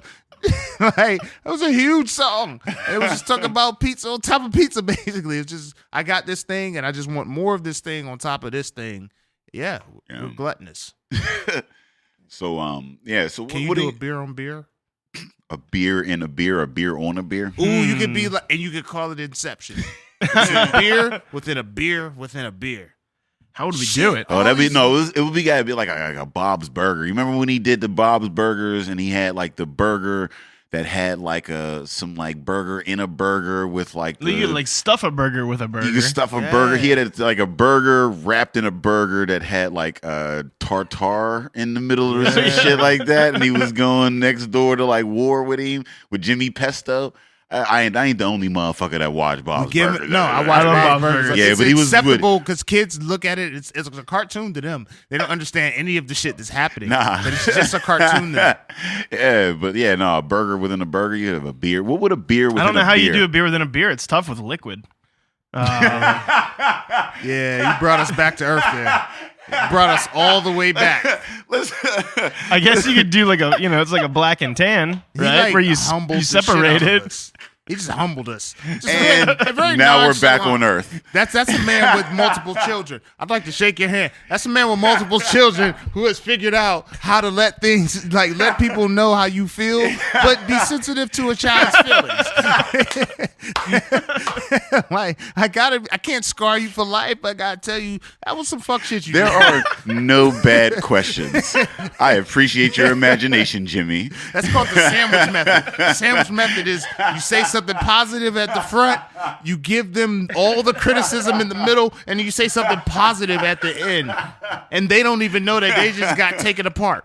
You just got roasted. You just got shat on in a sandwich. That is an awesome idea, Jimmy. Use your imagination. According to science, though. That's an awesome idea. I love this. Seriously, you'd be like, that's an awesome idea. I love, how you're being progressive, how you're, being proactive and taking control of this project. Here's the thing. What I would like you to do is think a lot more. Like, the shit you're doing doesn't make a lot of sense.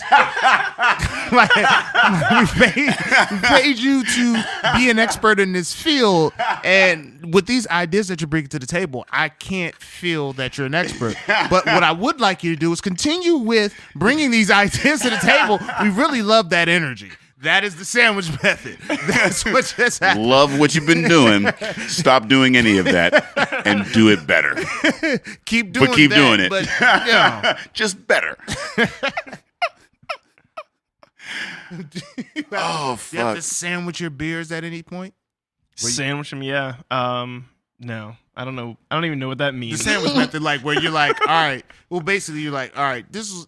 I love your idea. I love how it happened. Hate the execution, but keep coming up with ideas like that. Well, Yeah, because they do those scratch batches and shit. Yeah. Like Like the where you just have, like, experimental stage. Like, yeah, if anything, I do it with myself because I'm still writing pretty much all the recipes and all that stuff. So, yeah, I have stuff that we've done that I've just been like, all right, that's not happening again. Fortunately, it's been a while. Most of the stuff that we've brewed recently, we have rebrewed. But I guess that goes back to the learning process thing that we were talking about before. Is it just like all the experience kind of starts to actually pay off, which is cool to see tangible proof of that through consistently being able to execute beers that I envision into reality. So it's kind of interesting. But yeah, for sure. Early on, especially, we've done things that I've been like, ugh. Luckily, we only have 10 kegs of it. Yeah. Now, I would Nice. love to do some study of the correlation between the creation of a beer and the creation of a joke. Like, Yeah. how often do you play with that recipe? I think if you listen to this podcast, you'll kind of see some of that. Yeah, like the way we build off of like each other's jokes or whatever, the way brewers come in and the progression. I know that your progression now, and I love seeing that, like, is completely different from when we first met you guys. Yeah, you're in a completely different place. Like, so much in a different, like, literally in a different place. Like, I showed up to the original place, very much and they so. were like, "Yeah, nah, you're not doing that here today." Like, Yeah, you want to go to the video game spot. Go to the video game Yeah. spot. And nobody's going to say no to that. That type of man's going to be like, no, I'm not going to go to the video game spot. Like, No, go to the video game spot. And I had been to the other spot, and then even since I've been there last time, you guys have a whole new system even there. So like the growth has been, pretty amazing in that regard. I forget what my original point was. I would never know. What we're doing is we're not doing the pick and roll like we used to. Yeah. This is why they don't let them get high before NBA games, because the pick and roll just doesn't. You start throwing passes to people in the front row like, I like that guy. Just taking wild threes from the trying to take. I know it's still not even. That's crazy. I want to say that your beer has brought Day to a larger sense of self-awareness, because normally he would just continue to try to figure it out on the microphone. He would try to continue to ask a question. And seal breaker is a deal breaker. That's what Day is doing. He's breaking the seal. And so we can't finish the podcast until he does so. So where do you think, because we spoke about trends briefly. So where do you think in the next year or so, what do you think is the hot thing? Because we were talking about how everybody has New England IPAs on tap. Do you think that's going to carry throughout the year? Do you think there's another thing? I don't think it's going away anytime soon. I I think that it's done a lot more than a lot of people expected it to do already. It's pretty crazy. I think a lot of people, a lot of industry professionals who are like pretty well respected, kind of all had come out with their analysis saying, these beers aren't here to stay. I don't think that that's true whatsoever. I think these beers are here to stay. They thought that it was kind of going to be like the trend of like the black IPA. Mm-hmm. When those came around, every single brewery had 2 or 3 of them at a time, and you don't see those beers, pretty much anymore at all. Just because I didn't even know there was a black IPA phase. There was a black IPA phase. There was a huge black IPA phase. That must have been before my time. But the problem with it is that most of them sucked. There were some really, really great ones, and most of them sucked. And that's just because people weren't sure how to brew them. I think with this, most of them don't suck. I think there's a lot of them that aren't great. I think there's a lot of them that are very, very great. And then I think that there are some ones that suck, but it's not like the black IPA. The black IPA was something that it's complicated to make a beer that is dark, because naturally you get a lot of that roasty character out of the beer. That's going to clash with particularly, American style hops that are known to be citrusy. Yeah, the citrus and coffee thing, or citrus. Yeah, it's like citrus and coffee. That's like a bad combination. Nobody puts lemon in their coffee. Right. I mean, yeah. And so it was a hard balance for people. And there are tricks and ways to do it where you don't pull out a lot of that character. But I just think that enough people had it and were meh about it that it just kind of faded off over time. And then with this, I think that you're getting a lot of really good ones because the flavors all naturally go really well together. Hops are so much better today than they were even 4.5 years ago when we opened. I mean, the hops today are absolutely incredible, so over the top, like just potent with flavor and aroma.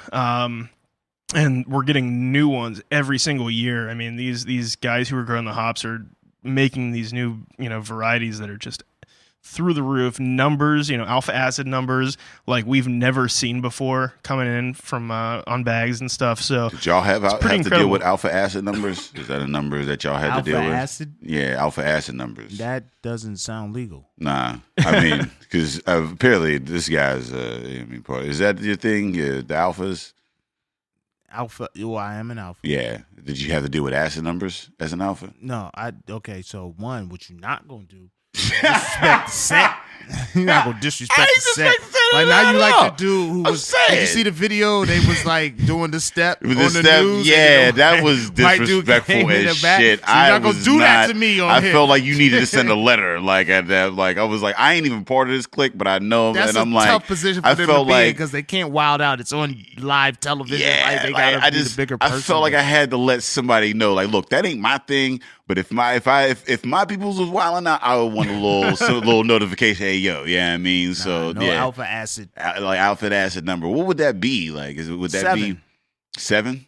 7 would be the alpha acid number. Of course. What is an alpha acid 7? What does that mean? Is 7? So that's going to be like your Cascade hop, old classic 1980s type American hop. So it's. So some of the stuff we're getting and now come up in the 20. That's gonna. So the alpha acid represents how much hop oil you got in there to add the bitterness. New Jack City hop. Yeah, that's right. We do our thing, Trendsetters. So yeah, basically it contributes to the hop bitterness and overall potency of the hop. So some of the stuff we're getting in nowadays is 26%.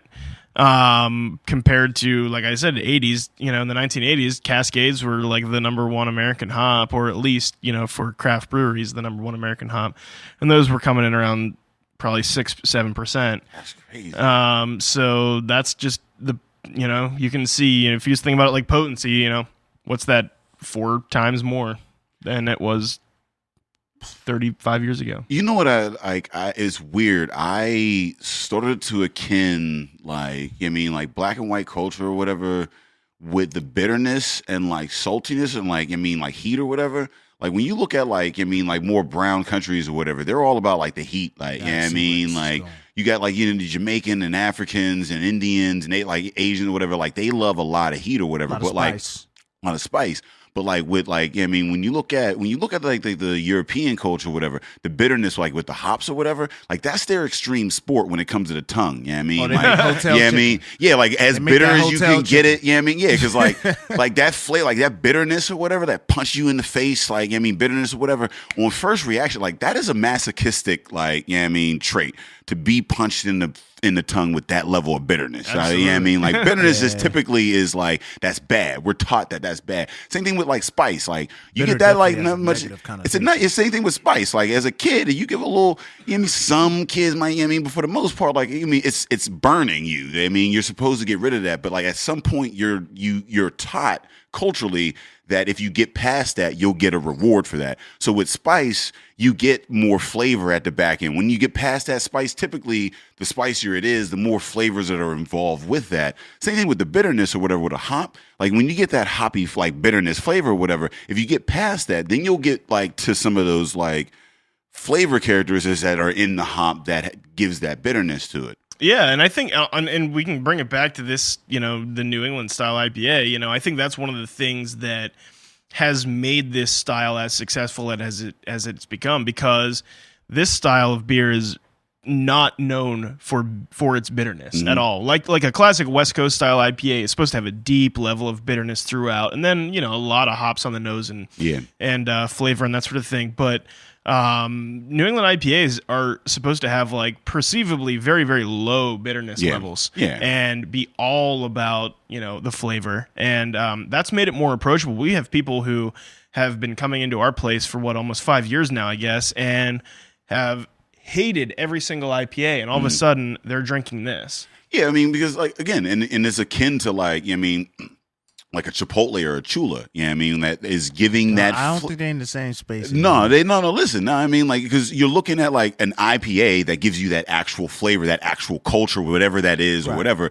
and then you make it so that it's more adaptable to the masses. You know what I mean? So like, that's what happens to Chipotle. At Chipotle, it's like, I mean, you're getting some of the spices, but it's watered down a little bit so that you can. I mean, same thing with the Indian with Chula. It's like, I mean, you're watering down a little bit so it's more mass consumption. Now, I hate it when it comes to the Chipotle side of it, because I love that spice. When it comes to like say the Chula Indian side of it, I love that shit because I can't fucking stand Indian food as it is. You know what I mean? Like in that real raw like curry and the extra like, I mean, the seasons that they use, I typically am like, nah, fuck that. But when you give me like a nice little watered down version of this shit, I love it. So I could look at it like the same thing with the New England IPAs and a traditional IPA. Traditional IPA, you're getting that bitterness, you're getting the same flavor characteristics, but you're doing it with a heavy bitterness and then a slow, like, I mean, hop on the end.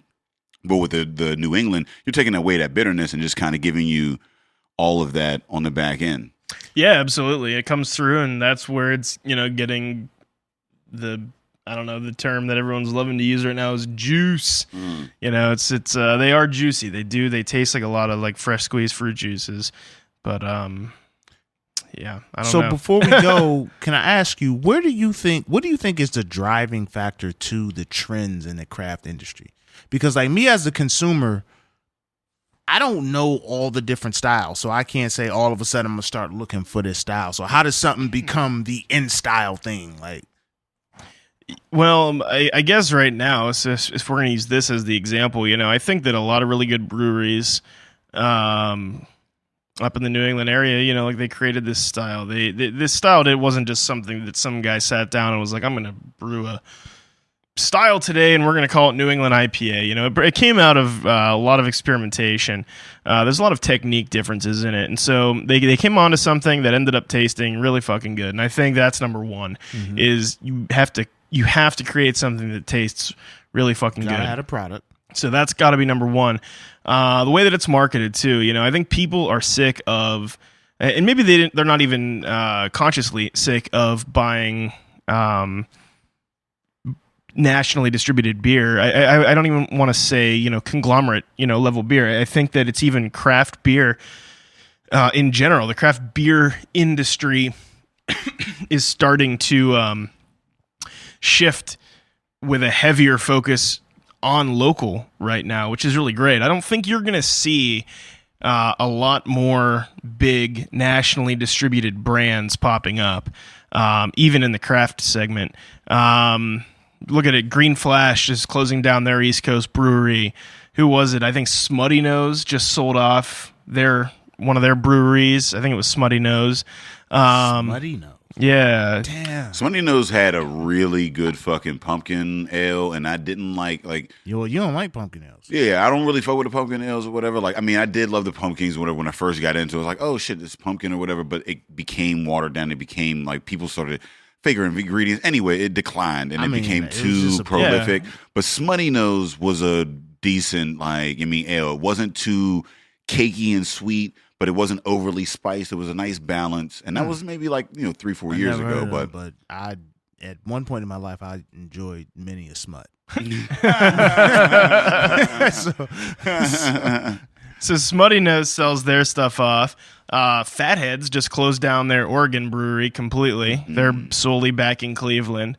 I can only expect that you're going to see more and more of this going on with these bigger nationally distributed craft brewery brands. We've hit the bubble? I don't know that we've hit the bubble. I think local is taking over. I think that it says something for. I think that there's something addictive to the line mentality. People are showing up at Dancing Gnome, how many times a week or month or whatever to stand in line and get beers because they're making great stuff that they can't get anywhere else. All right. So you see that going on. You've got people now showing up at our place standing in line for it. I think that people love that. I think that there's something to the fact that this beer is fresh. It came out today. In this case, it was canned. It was put in cans the day before it went on sale. Mm-hmm. All right, so people love that. They don't like to go to a store and pull the trigger and buy a $20. You can trace that supply chain. You can trace where it came from here. The guy selling it to me made this beer. Mm-hmm. I go and pick up a 12-pack of Victory on the shelf, and Victory's not even that far away. But more than likely, by the time I see it at a Giant Eagle, it's not 3 days old anymore, Yeah. I mean, it's and there's something to be said. Again, I think people are starting to understand that this money is going back into my community. I know the guy there's that aspect of it too. And I think that's number 3. Yeah, I mean, you're going into it and I know the guy that brewed this. He's paying taxes in my establishment or whatever. His kids go play soccer together. Yeah, so he's always got good beer at the games. Exactly. I mean, so supporting that and I think people are starting to also know that local doesn't mean bad. And we do, we fight a little bit of that in the comedy community. You know what I mean? Is that when they hear local, it had a bad connotation. It was it's going to be local act or it's going to be local brew or whatever. Local was less than. Yeah, it meant less than. And I think with the craft community has done a great job. And we try to piggyback off that as well. It's look, local doesn't I almost want to call it craft comedy. You know what I mean? Because local has a bad connotation, but craft is local beer. And they used to be, well, I don't know about this guy over here. He's just got a little Mr. Brew kid or whatever the fuck. And now the connotation is craft is a great fucking thing. Yeah, I think local. You're right. Local used to have a bad stigma behind it, but I think that people are starting to realize that the stuff that they can get locally from however many. What do we have? 43 breweries in the greater Pittsburgh area right now, something like that. It's in that number.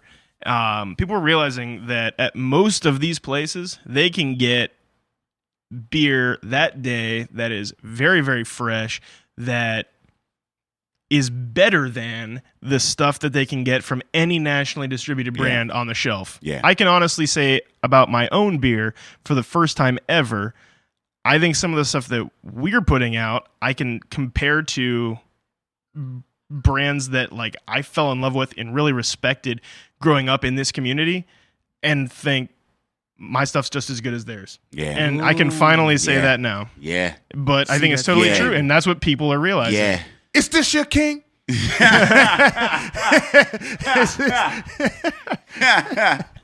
12 for 12. You put my 12 ounces next to any other 12 ounces in the game right now. Yeah, I mean. But it's not just me. It's there's so many of us now that are all doing the same thing. Yeah. That there's that line that's no longer there. There's no longer a positive connotation to being able to go. The only thing that people can say positively about walking into a store and picking up a case of whatever nationally distributed brand on the shelf is convenience. And Yeah. that's it. Yeah. Because I can go to Giant Eagle and not drive to your brewery. That is Yeah. the only thing that is better about that beer at this point. Yeah.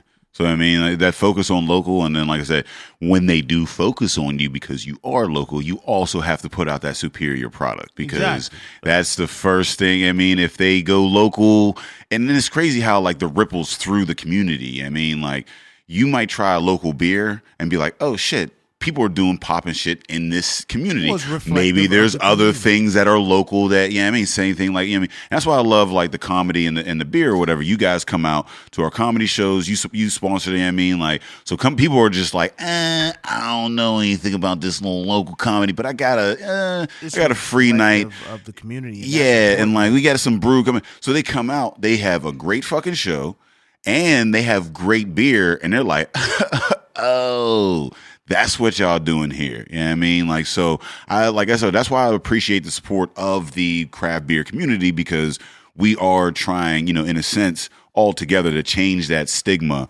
of what local is versus what you'll get at your Walmarts and your Amazons and like your big businesses or whatever. Like support local, and not only will like you have a better product, but like you're also supporting yourself. Yeah, support your community, support the city. So look, before we get out of here, we got another pour here. Ooh, shit! Yeah, you missed it. You bullshit. No. This was just the Marzen.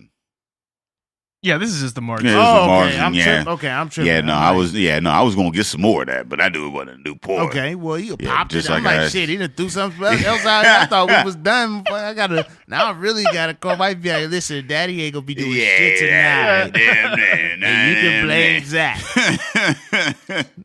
You so as a man who's caused many of argument in a domestic situation. Nah, I'm just joking. But like on some real shit, let people know where they can find you, man, because this is like been dumb informative. Like I'm sitting here like, damn, motherfuckers drop Jewels. mad jewels on me. Yeah, run them jewels. So run the jewels. Yeah, so you guys can find us, ShuBrew.com, Facebook.com/ShuBrew. That's ShuBrew. Untapped, we're on there on ShuBrew, Twitter @ShuBrew. Pretty much that's it everywhere. We got a restaurant in Zillionople. We're open Wednesday through Sunday. Starting at the end of April here, we're starting to open up for brunch. I guess this was going to be sweet. Talk about we're doing brunch. We're doing a concept restaurant that I've started working on probably 3 years ago at this point now, Biscuit Town, and that will be running I've been ShuBrew hearing about this brunch. Biscuit Town. I don't know, but yeah. but yeah, I've been hearing about Don't Biscuit I have beer Town at for the a brunch? minute. Yeah, it's going to be ShuBrew. Man, fuck Brew brunch. gonna be- at the brunch. It's going to be Biscuit Town Fuck by brunch. This, ShuBrew. Brew at this the biscuit brunch. fucking man. I'm telling you, I'm excited for this shit. I've been hearing about this. See, this is one of the things being like, kind of around. I've been hearing about this Biscuit Town for a minute. You didn't and say one complete thought. listen, man, Biscuit Town. I didn't know it was gonna be a thing because motherfuckers be talking to shit. Now you actually got Biscuit Town coming. I've been wanting to do Biscuit Town for a long ass time. I love biscuits. I love chicken and biscuits. I want to do anything with a biscuit, and so we're gonna trial that as our Sunday brunch. Let me tell you something. Damn. Yeah. Brew at brunch? Have you ever had a bad biscuit? Nah, I have not. Telling you. I've had a really good fucking. How many biscuits? You know what I mean, honestly, the only thing that keeps Red Lobster alive is they biscuits. That's You know it. what I mean, that's It's about the only it. reason Them they're in ain't even business. Biscuits. I don't even know what those are. I don't even know, Them ain't but biscuits, 'cause I mean, biscuits will change your life. Biscuits will change your whole region. You about to, I don't know, man. We gonna announce it here first, man. This I'm about to biscuit go get some craze. chicken This and literally, dumplings. this is the announcement, and we're gonna be open for brunch before this comes out.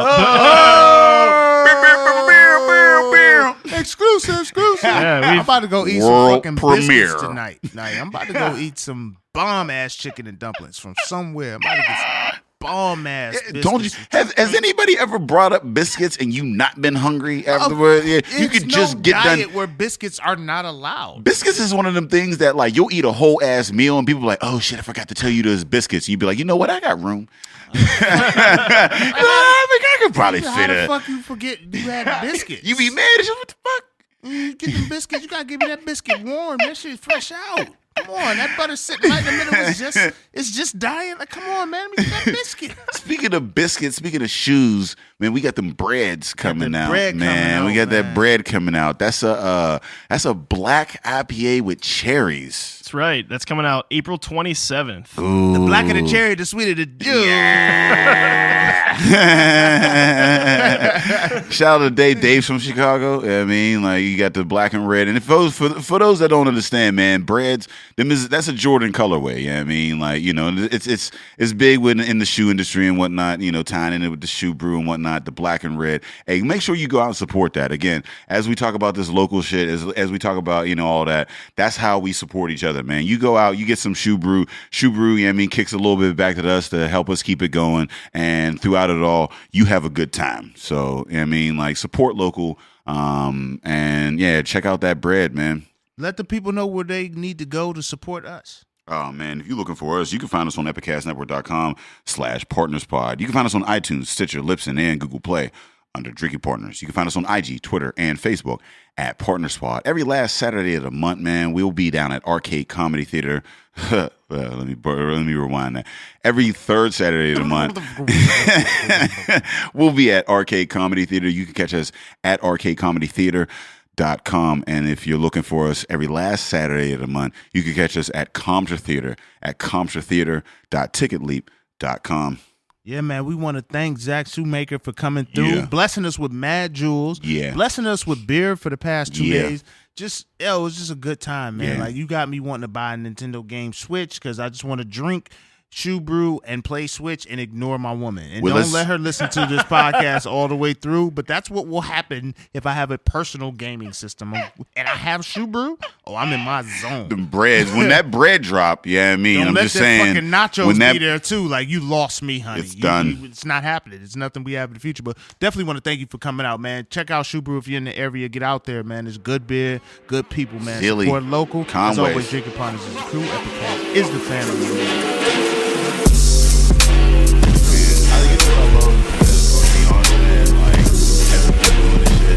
I always want to rap. I can't rap, but like the whole DJ, like sometimes you do get a little bit of that do like cool. Yeah, I love being like the hype man type. Yeah, I mean, at the end, throwing in the little ad libs and shit. Like, cause like he does that on the intro, on the intro or whatever. I'll be doing or whatever. Like,